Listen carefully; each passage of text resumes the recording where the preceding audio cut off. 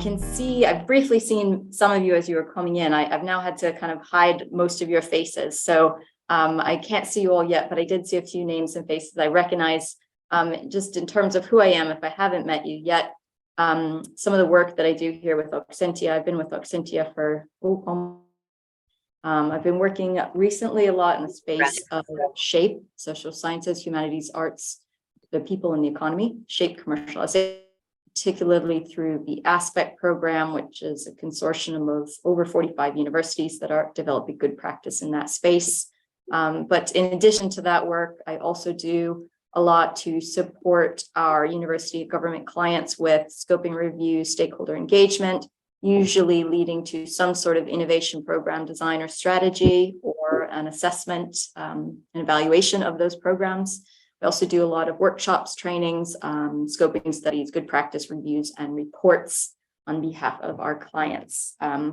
Before I came to Oxentia, I did work for a while in the early stage investment space in Ireland with an accelerator there, and I also worked in the tech sector in the States.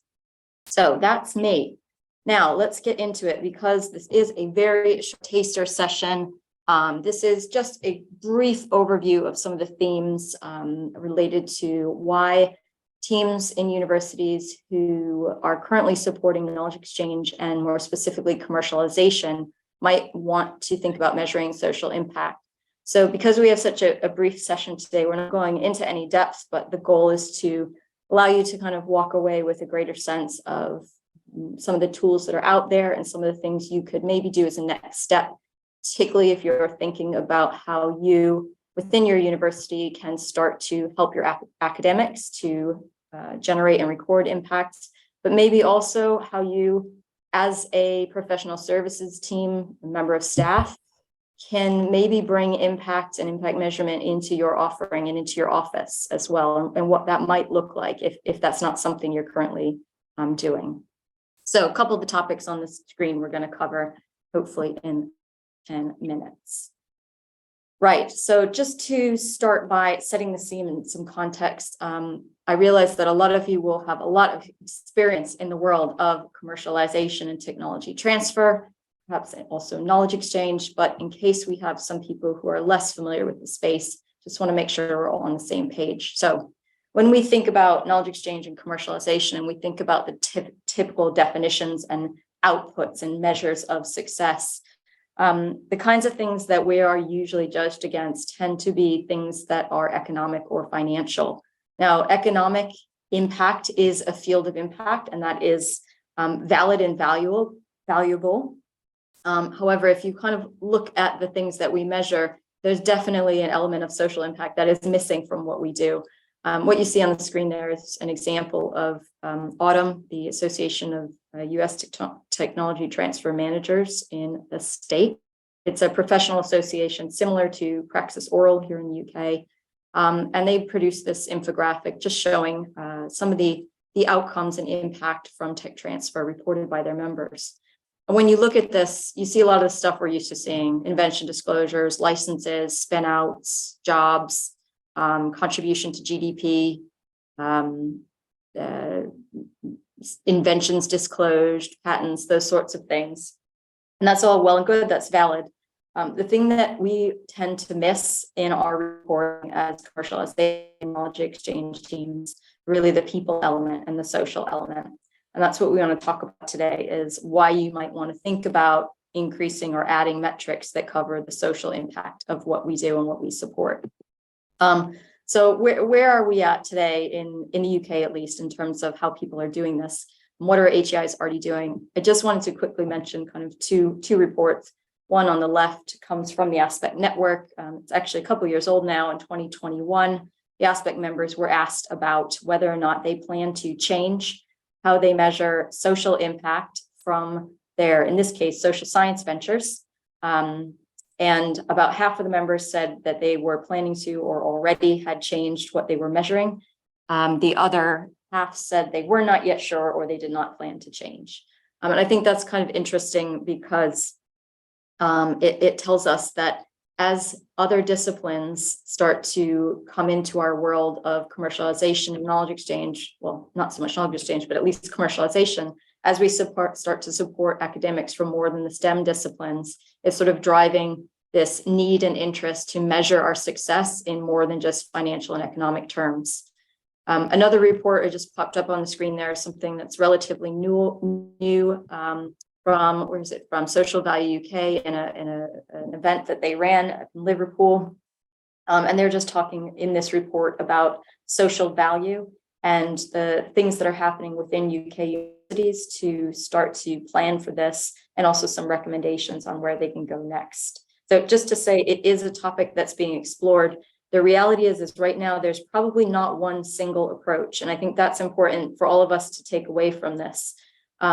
We are still, as a network, as a community of professionals that support research commercialization and knowledge exchange, we're still defining what good looks like and how we can do this best. So what we're sharing today is some of the kind of examples of things we're seeing happen inside universities, but please understand that this is still something that you have the opportunity to contribute to and to define and shape yourselves with solutions. And yes, just another kind of point on the aspect network in the survey and some of the things that members were planning to do in the future. Essentially, the need for a framework for evaluating impact. So I guess another point in this scene setting part of the talk is just to think about what it might look like. And I've just put two anonymized examples up there on the screen. On the left, an example that I recently got to hear about from a colleague that's part of Aspect. It was a project coming out of one of the science departments looking at non-invasive diagnosis techniques for overactive bladder. And the issue that this innovation was solving is something that was going to save a lot of money and generate a lot of income just by getting out there into the world. And what the commercialization manager who I spoke to about this was talking about is the realization that, in fact, this innovation can actually have a social impact in terms of the effect it can have on the users by making the diagnosis process so much easier, less invasive, and faster for the patients. On the right, another example of a biogas system for use by farmers. Again, the same traditional impacts, but the real kind of underlying motivation for the researchers developing this was to give farmers another income stream. So I think the reason I wanted to put those two on the screen is because when we think about social impact from commercialization, whether we want to or not, we often tend to first jump to the idea of a social venture or a social enterprise or an academic that's socially minded. And I think it's important that we keep in mind that this doesn't just have to be about that kind of innovation. There can be social impact from all ranges of innovations, including STEM, including those who don't necessarily even think about the social side of what they're producing. Right, so let's think about why you might want to do this and what you should measure. The first thing to note is that what you're going to measure is really going to depend on why you're doing it. And when you, as a knowledge exchange and commercialization office, sit down and think about this, you might want to think about this in three ways. So one, are you looking to measure social impact because this is something that is going to help you demonstrate your value to your university? For a lot of us, we have metrics we need to hit related to, HIFE or the KEF or something like that. If we have a portfolio of innovations that is having a lot of real value in the world, but maybe isn't hitting all those high numbers, can we start to talk a bit about our success in a way that aligns with other strategic initiatives, university missions, department goals, etc.? So that's one way to think about and frame and plan your impact.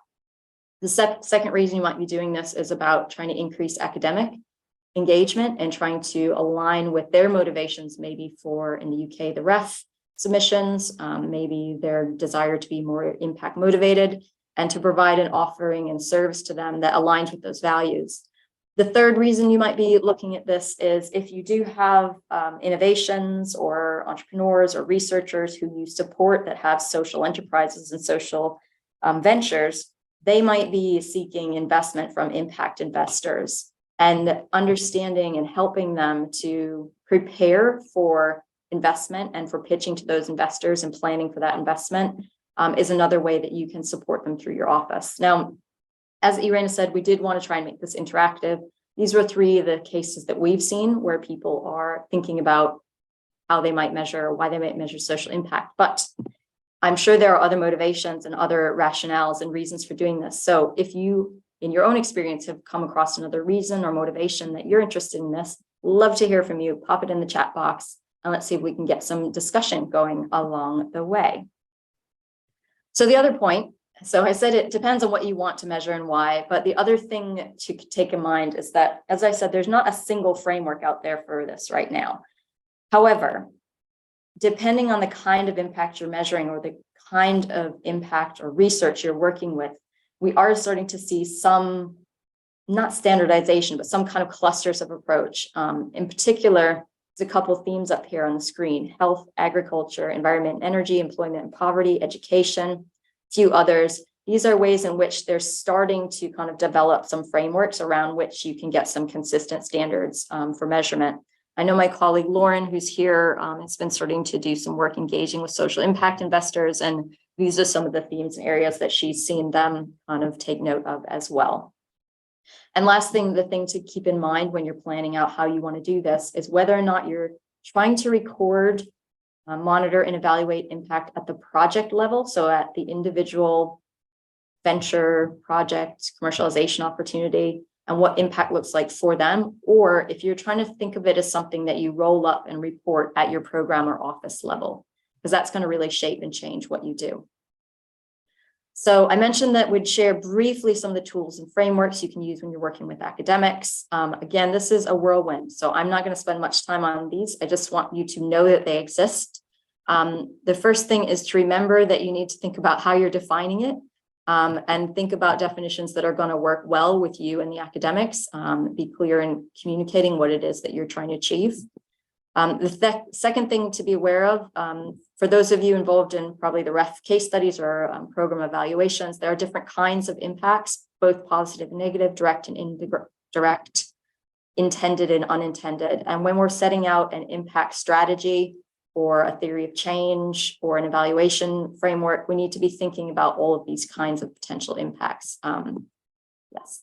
Third thing to be aware of is that bigger impact is not always better, and that we have the opportunity to consider both the depth, or in the UK, we refer to this as significance, and the scale, or what we call the reach of your impact. And the way in which you think about measuring those points will vary depending, again, on the project or program level. So when you're planning out an impact strategy for a project or your program, you need to be aware of the kind of common steps that are involved in evaluating and planning for impact. Typical model there on the right: plan, do, assess, review.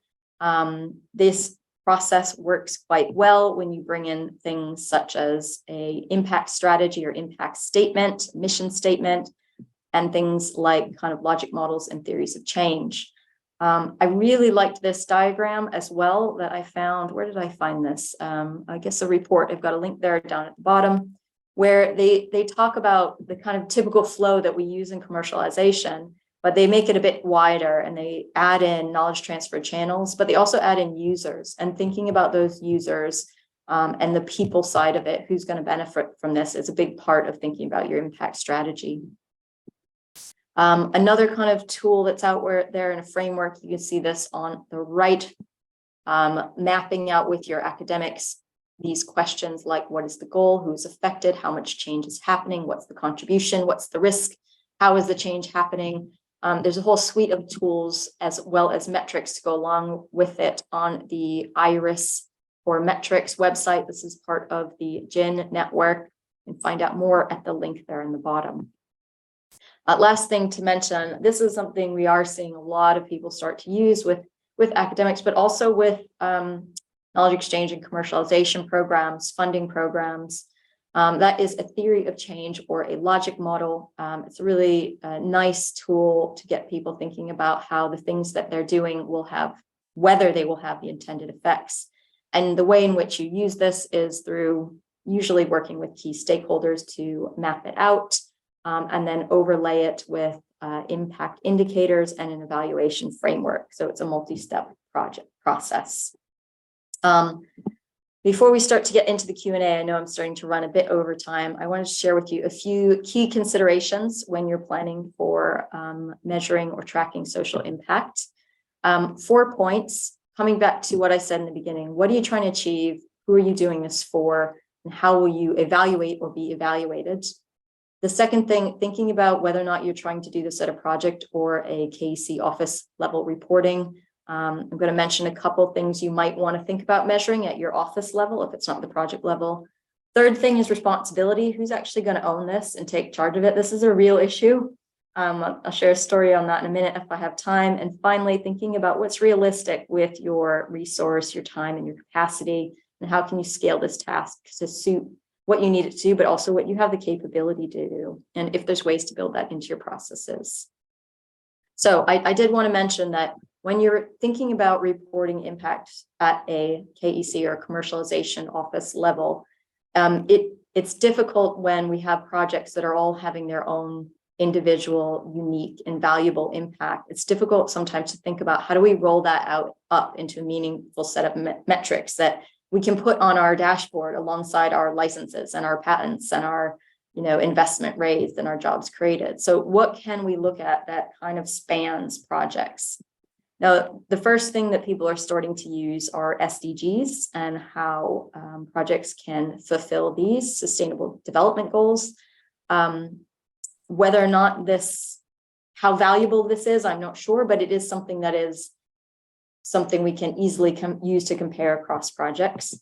There are some other kind of classification themes out there where you could start to record impact in thematic areas. Again, looking at the IRIS framework and something called the Good Finance Impact Themes. There's a couple others up there on the screen as well. But the ones that I sort of felt that I liked most, if you are looking at a more thematic level, is looking at things like employment, environment, infrastructure, equality, health, education, or even things related to energy maybe, or agriculture, some of those topics that we're seeing the social impact investors look at. So thinking about structuring some of your indicators around maybe those higher thematic levels. You might want to create your own, some tips and tools there on how you can go about doing that when you're coming up with your own. Again, it comes back to some of those frameworks we had earlier for planning impact. And then the last points I just wanted to come back to is about the data gathering and reporting on this. This is one of those things that can fall between the cracks. Sometimes we might think, is this the academic's job? And the academic is not maybe a social scientist used to measuring this kind of thing. And for them, they say, that's not my job, that's somebody else's job. That's what the softer sciences record. Or maybe it gets pushed to the impact management team and they say, well, that's not really my job. I'm more focused on maybe producing the case studies and supporting the academics. If that's something that you and your commercialization team want to take on, you need to think about who has the skills and ability to do that and ensure that you're setting them up for success in terms of giving them the right framework and skills to do this. But I do think there's some things we can do. We can start to build this into our disclosure forms, our tracking tools. We can think about how we get these sorts of information when we get updates from our portfolio projects. We can think about how we link up with the way other teams in the university are doing this. So I know I need to stop because we're going to run out of time for the Q&A. I did want to share, there are a few reports and resources and further reading in these slides. I think they will be shared. Lots of great stuff coming out of Aspect. Happy to answer any questions or direct you to specific reports within the ones there. A couple that I mentioned during these slides today are listed on the right. There's a really interesting event coming up in the Netherlands in October called the Social Enterprise World Forum. There is also several tools online and for a fee that you can use to help in mapping your impact. Oxentia, obviously, we also have support for this. These are some of our nice shiny new flyers around some of our offerings related to workshops and training and support if you're looking to develop a logic model or theory of change with your academic projects or even for your program, for your team. And we also do other kinds of training and consultancy services along the whole impact pathway, depending on where you're at in your process. And last thing I should say that I am doing, I'm very excited to be doing a talk at Praxis Oral Conference in Nottingham in June, along with Mark Taylor, who was a partner, someone I worked with at the NIHR when they were looking at how to use theory of change and logic models to apply them to their funding programs and what that might look like. So Mark and I will be doing a talk, kind of a case study on that project, what we learned and how we approached it.